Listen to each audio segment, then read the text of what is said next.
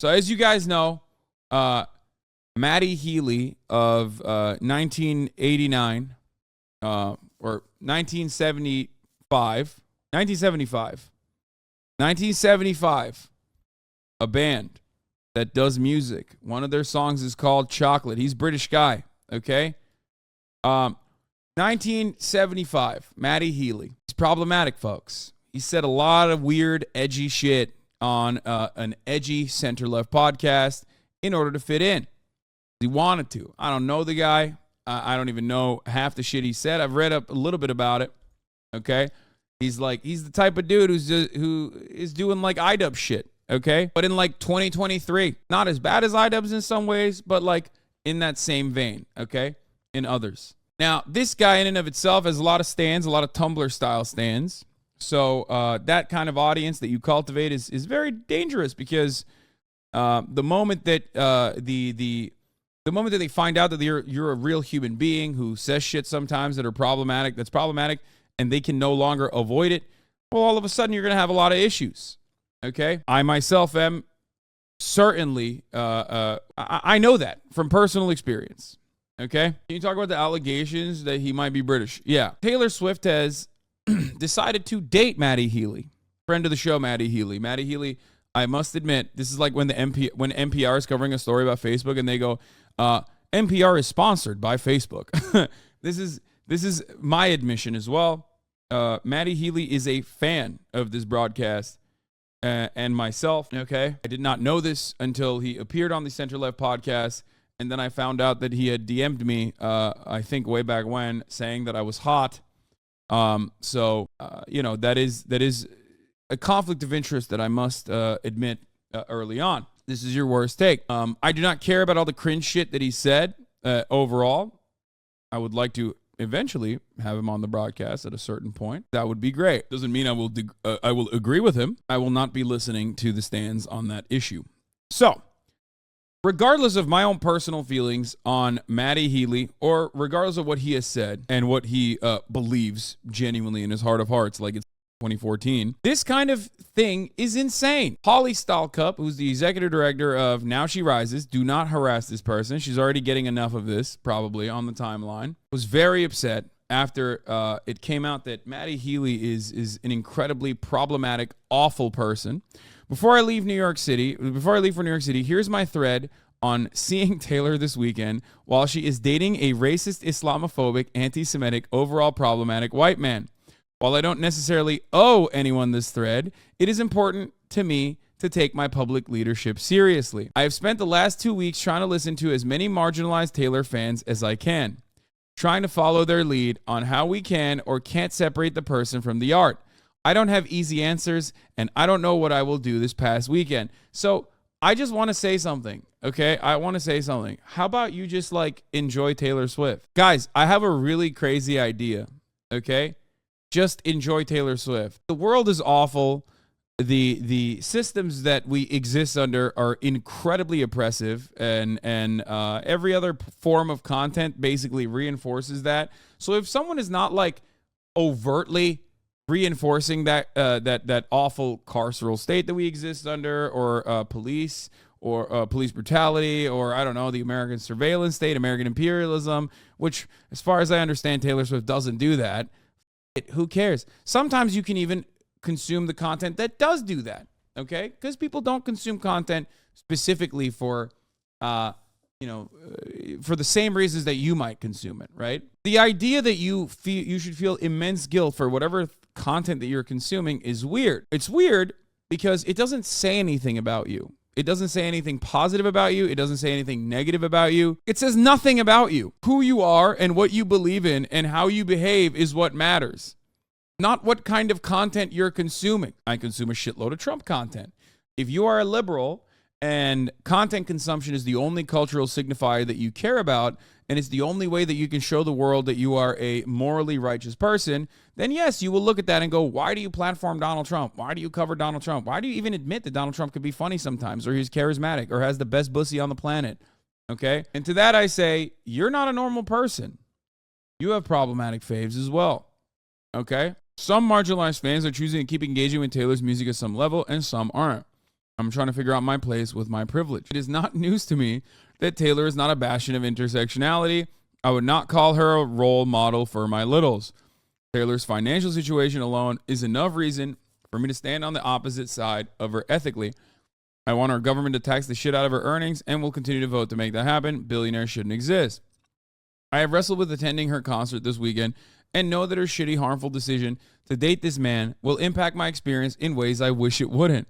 I also know the bulk of white women that will be there have not thought critically about being there, but I am a good white. I thought about it. I still consume the content, but I thought about it, guys. To be honest, I think the difference is you actually really enjoy the problematic content without any qualms. What do you mean? I mean, I do. I do enjoy it. And you do too. We enjoy it together in here all the time. We literally spend more time looking at what like psychotic, racist right-wingers are saying than we do weird, goofy liberals. I often wish that public figures would simply talk about the private wrestling they are doing with complicated things, even in broad terms like I am doing here. This is me acknowledging the reality that is happening and saying to you, I am not just ignoring it. Like, bro, you just listen. You went to a Taylor Swift concert. Like, what is this thread? If you are writing a 16 Twitter thread, okay, 16 Twitter post thread over attending a Taylor Swift concert because she's dating someone who's like said unhinged shit that I don't agree with. I think it's like straight up. I think some of the stuff that Matt Healy said were you know, they were unacceptable. They were gross. Okay, but like, why do you care so much about who Taylor Swift is dating? Like, are you okay? They are debunking Healy too. They're doing like debunking Matt Healy a thread. I saw one of those threads and it was so stupid. They literally said Matt Healy wasn't sig heiling because it wasn't with the right hand, it was with the left. And at that point I was like, no, I'm done. No, man, of course he was doing that. He was trying to be an edgelord, okay? And when you're trying to be an edgelord, you're cringe as shit. Do I think Maddie Healy is actually a Nazi? Of course I don't. Do I even think that Maddie Healy stands are going to turn into Nazis in the same way if you want to compare it to like iDubbbz? No, of course not. It's more so about people basically just trying to like consume their content and recognizing that the content creator, the musician in that regard, the musician that's creating it has like a lot of childish tendencies to say like unhinged shit. And yeah, I think you can factor that into white dudes trying to be like Nick Mullen, many such cases. Yes. Adam Friedland posted, "You're welcome. Taylor Swift will reportedly release a remix of Karma featuring Ice Spice." And he said, "You're welcome." Adam Friedland, you vile, miserable piece of shit. I swear on God's name, you will never know another second of peace. His stands calling me anti-Semitic in the replies. First of all, let's start by addressing why that white man is out here calling a black woman Inuit slurs. He got cooked for that dumbass take, though. Who did? This is a joke, man. He's joking, okay? I don't know if you understand that. Everyone is so brain broken in this process. It's awesome. Look at the QRTs. 193 quote retweets. Oh, God. Going crazy. Taylor Swift's neo-Nazi fans viciously attacking a proud Jewish podcaster. Context of the joke is this. Wouldn't expect. Context of the joke is this. Do Ice Spice know that Taylor's new boyfriend literally made racist comments and body shamed her? Which again was cringe. Ice Spice is awesome, okay? I disagree with Matt Healy and I disavow what he said. Listen to alternative music. I feel like a lot of people wouldn't expect that. Yeah, shout out Coldplay, the 1975, obsessed with them. Listen to Ice Spice, you know who that is? Nick doesn't know who it is. She's like one of the Spice Girls. Yes, that's she's right. like this rapper. She's the rapper that has Spice one Inuit Spice Girl. Just this chubby Chinese lady. Yeah, I rap about music. Do they talk like that? Do Inuits talk like that? They don't talk with a Chinese accent. They talk like a more Hawaiian style. Yeah, more Hawaiian. Yeah. Welcome to Hawaii. Like yeah. Locals only. Locals only. Gold coconut. Yeah, that's what Ice Spice is like. Yeah. She's a very attractive woman that released one song and basically. So you're sliding your DMs. You're like, so what are you? Yeah, I 100% disagree with everything that they're saying here. Okay, I disavow. I disagree. I think that this is up, and also Ice Spice is great. She's awesome. Yeah, that's what I was like. Anyways, Ice Spice, you know who that this is your fault. You are the reason Cumtown fans and Minecrafters are interacting. No. No, not at all. This is entirely Nick Mullen and Adam Friedland's fault. They had Maddie Healy on. They basically Maddie Healy wanted to be cool in front of his like cool podcast buddies, okay, and said some of the most unhinged shit while they were just going off and also behaving in an erratic and unhinged manner, as they often do. And then Maddie Healy's Tumblr fan base went crazy over it, okay? But ultimately, why not just say you thought it was funny? I don't think that it's funny. Thank you for not laughing. No, okay. What's funny about this particular situation isn't even necessarily what they're saying there, because what they're saying there is just like edgy for the sake of being like racist edgy. What's funny is the content that has come out of this, of people literally, like the idea that like Tumblr fans of Maddie Healy listening to him say some of the most unhinged shit. Okay? That is awesome. That's hilarious. What's happened as a consequence of this, what's happened as a consequence of the Center Left podcast, the Adam Friedland show, has had genuine ramifications. Neil deGrasse Tyson went on after this too, lol. How do they get these guests?